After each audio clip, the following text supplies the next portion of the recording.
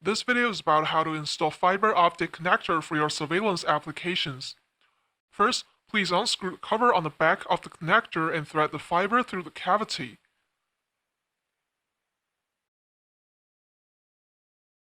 Then use a job cable striper to take off the case of the fiber for about 65mm, and I would strongly recommend that you do that with a ruler.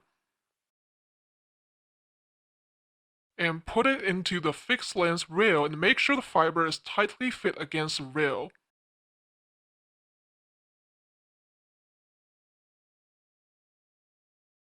Then use a yellow fiber striper, which is different from the green job cable striper that we used earlier, to pull out the coating around the fiber. We're gonna clean up the top of the fiber using the isopropyl alcohol, and we do that gently with the soft cloth.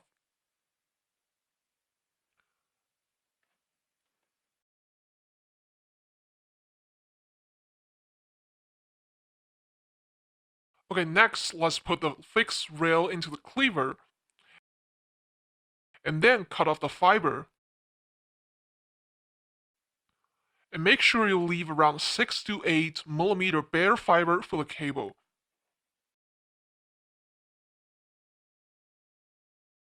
Now let's get back to the connector and remove its housing. Push the connector switch against the cap and lift the cap and insert the optical cable into the connector until it reaches the end. Close the cap. Screw back the exterior cap removed earlier and push the switch forward to the other end to lock the cable. Put the main housing back and we're done.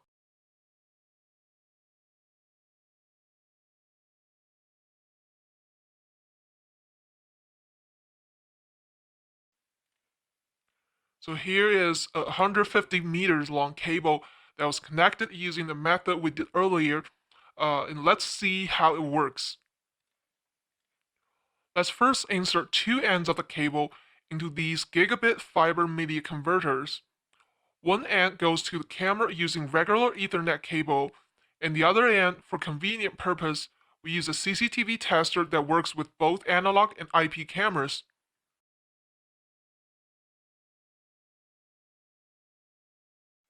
Then power the media converters.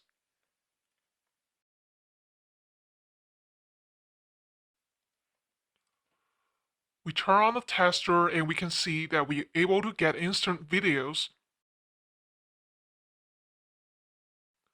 We can see as you control the camera, the fiber optic cable brings fairly real-time control of the camera comparing to standard Ethernet cable with 150 meters, that's about 450 feet.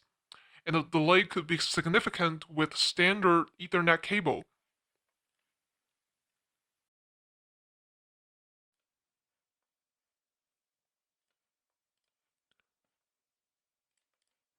Now let's perform a ping test for the camera using the CCTV tester.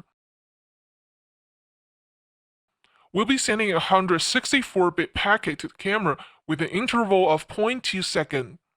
Okay, let's start. We can see the response time is always less than 1 millisecond and around 0.4 milliseconds.